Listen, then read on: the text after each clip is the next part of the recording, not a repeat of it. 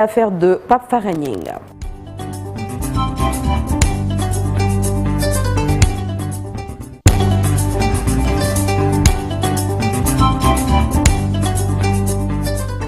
Nous démarrons l'actualité internationale par le Mali. Une attaque djihadiste a fait donc 16 morts dans la région de Ségou. C'est dans un village du cercle de Massina, région de Sédhiou, dans le centre du pays. Cette attaque n'a pas été revendiquée pour le moment, mais les sources locales l'attribuent unanimement à la Katiba Massina de Djinan, le groupe de soutien à l'islam et aux musulmans liés à Al-Qaïda.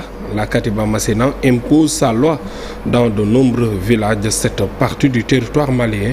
Les localités qui refusent de se soumettre en payent régulièrement le prix. Est de la RDC, donc les parlementaires européens réunis à Strasbourg ont demandé à la quasi-unanimité la suspension immédiate d'un accord signé en février 2024 avec le Rwanda, vivement critiqué par les Congolais.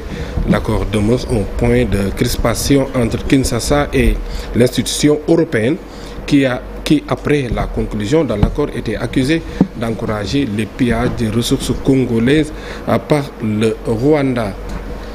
Parlons donc des 32 ministres de la Défense de l'OTAN se sont réunis hier sous le choc de l'offensive diplomatique lancée par Donald Trump en direction de Kiev et Moscou. Ils estiment que pour leur part, que rien de ce qui concerne l'Europe ou l'Ukraine ne peut être décidé sans les Européens ou les Ukrainiens, mais le représentant américain, le ministère donc de la Défense, Pete Hegseth, ne leur a laissé aucune marge de manœuvre. Les États-Unis ne veulent pas envoyer des troupes à l'Ukraine pour y garantir la paix. En Allemagne, un demandeur d'asile afghan a été interpellé hier à Munich après avoir blessé 30 personnes, dont plusieurs très grièvement en fonçant en voiture sur une foule de manifestants. Un acte qualifié d'attentat par les autorités qui a remis en exergue la question de la sécurité et de l'immigration avant les élections législatives du 23 février.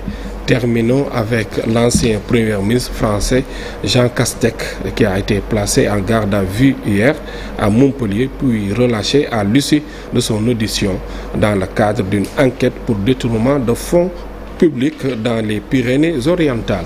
C'était tout, Dieynaba, pour l'actualité internationale. On va revenir tout à l'heure pour la version en wolof. mbokk yi gërëmati leen ci ni ngeen àndee ak télévision Futurs Médias Info Matin tey ci àjjuma ji mu nekk bu mujj ci semaine bi di am yaakaar ne ni kon yéen a ngi ci jàmm ñun en tout cas jóg nañu wax naa ko sànq ngir gunge leen ba 9h35 9h30 jukkil leen lépp li fi ruusindi incha allah ci wàllum xibaar ak ay gan rubrique yu am solo yu ñu rek daal di indil léegi-léegi ñu daal di yéex li yéen a kay xëy tey.